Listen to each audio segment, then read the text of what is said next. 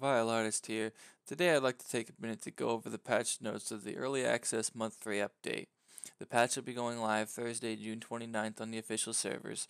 This patch is supposed to be focused on mostly server performance, but it does include a lot of other things such as client performance optimization and adds additional weapons, gameplay features, bug fixes, UI changes. It covers a lot of things.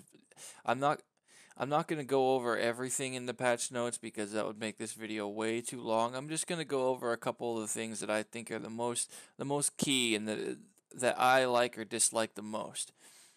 One main thing to note, I should say, is that they are changing the loot balance a little bit. They're going to be adjusting the loot tables for some things that were spawning too much or not enough. They're going to be changing things like the UMP and the Uzi spawn rates, the Scar spawn rates, as well as changing what's in the crates that drop.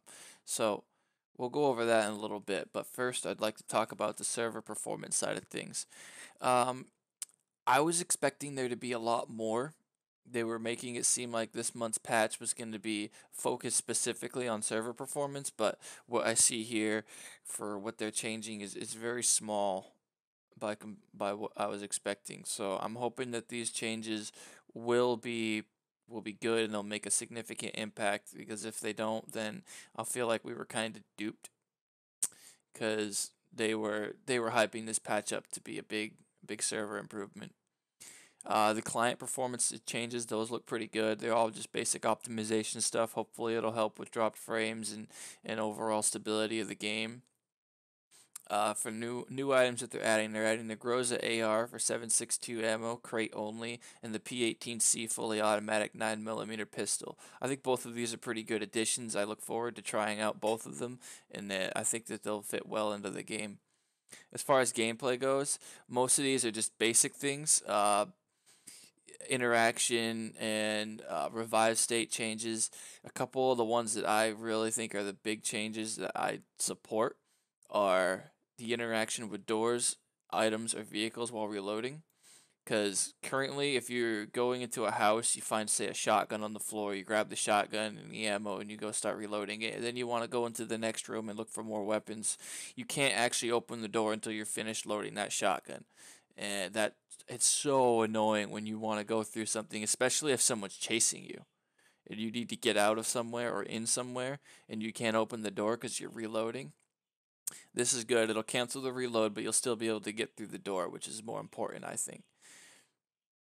And other than that, adjusted the F key to prioritize the revive action in certain cases. Uh, yeah, that's a big deal. Like when you were going to revive somebody and there was, like, say, an energy drink below them and you were trying to press F to revive, it would keep picking up whatever it was. Or like clothing, like a shirt, because when you pick up a shirt, it drops the one you were wearing. So it would just keep cycling through, pick up, pick up, pick up, because it keeps trying to pick up a new shirt. So this is a big deal if it can prioritize the revive over looting. Um, Other than that, I think this is a good one. Adjust the default quantity to be selected at 1 when pressing control. This is good for like energy drinks and painkillers, for example. That way, because when you're pressing control and dragging things over, it's because you're trying to give like only 1 or 2 of them to your teammate, for example. But by default, it sets it to the max amount, so you end up just dropping the whole thing, and it makes it so it was no different than dragging it over normally. But if it's selected at 1 by default, now you can just press control, drag it over, and it'll just drop 1 real quick, and then you give 1 to your teammate, and that's good. The only way this I think is going to be inconvenient is when dropping ammo, because I think that when you're dropping ammo, it should be defaulted to the amount that you normally find the ammo in. So say you're trying to drop 5.56, it should by default be selected at 30, so that you could just drop 30 rounds real quick to someone. That'd be a lot easier than having to still go in and manually change the number to how many you want to drop. One other thing they changed is they adjusted the motorcycle and the motorcycle with sidecar. Hopefully this means they won't crash as much and you won't die while using them. And they allowed you to put red dot sight on the pistols now. Great. And one thing that makes me a little sad, I waited to talk about this one up here because it's focusing on the ump. They increased the recoil on the ump. I don't like this only because I love the ump and I enjoy the way it plays right now, and having the increased recoil is going to mean that I had to relearn how the weapon goes. And going back up here, Vector and ump now support burst mode. I don't really know what they mean by that. Are they adding a third fire mode for burst, single burst and auto, or are they trying to replace automatic with burst? I honestly think burst has no place in this game. It is not a good it's not a good feature, and it shouldn't be there. I highly disagree with this.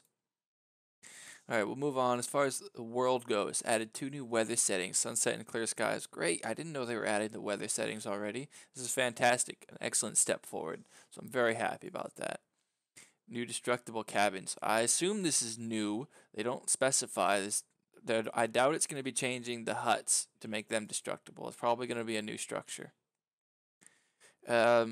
We'll move on. As far as items and vehicles, this covers mostly just the loot spawns that I was talking about earlier.